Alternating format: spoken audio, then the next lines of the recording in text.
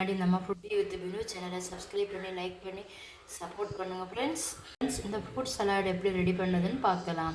இதுக்கு அழகாக இருக்கிறதுக்கு நம்ம மாதுளை 2 இதோட போட்டுக்கலாம்.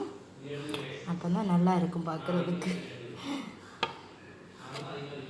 கண்டிப்பாக நீங்கள் எல்லோரும் ட்ரை பண்ணி பாருங்கள். ஈஸியாக நம்ம இது ட்ரை பண்ணி கொடுக்கலாம் குழந்தைங்களுக்கு.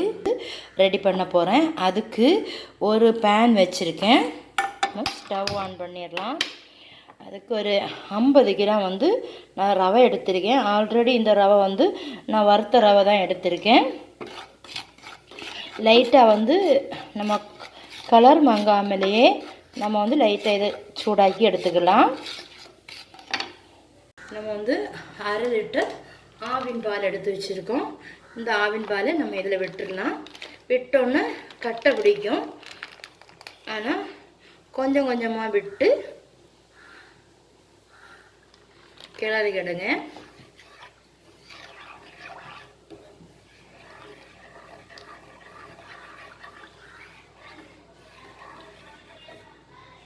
நான் 50 கிராம் சுகர் எடுத்து வச்சுருக்கேன். நமக்கு எவ்வளோ டேஸ்ட் வேணுமோ நம்ம இதில் வாட்டர் மிலான் கட் பண்ணி ஆட் பண்ணுவோம். அதனால அது கொஞ்சம் டேஸ்ட் குறைவாக இருக்குது, இனிப்பு குறைவாக இருக்குது. அதனால் நான் இதில் சுகர் சேர்த்துக்கிட்டேன். இதில் நம்ம வெண்ணிலா எசன்ஸு இருந்தால் சேர்த்துக்கிடுங்க, இல்லைன்னா அவாய்ட் பண்ணிக்கிடுங்க. நம்ம ரோஸ் மிக்ஸ் அதையும் சேர்த்து கொடுத்துடலாம்.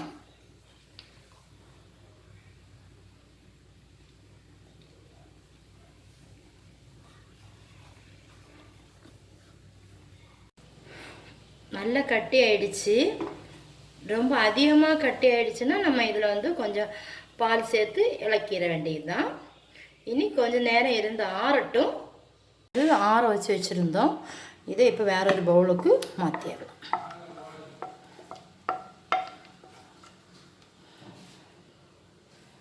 வேற ஒரு பவுலுக்கு மாற்றிட்டோம். இதில் நம்ம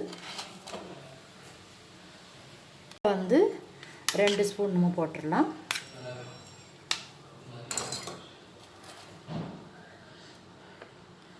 ஃப்ரூட்ஸ் கொஞ்சம் போட்டுடலாம்.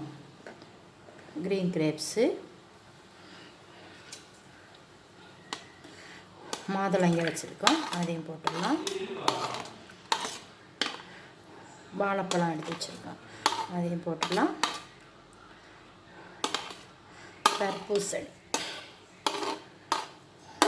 அதையும் போட்டுடலாம். அரிசி எடுத்து வச்சுருக்கோம், அதையும் 2 ஸ்பூன் இட்டு கொடுத்துடலாம். எல்லாத்தையும் மிக்ஸ் குழந்தைங்களுக்கு எடுத்து கொடுத்துடலாம் பவுலில்.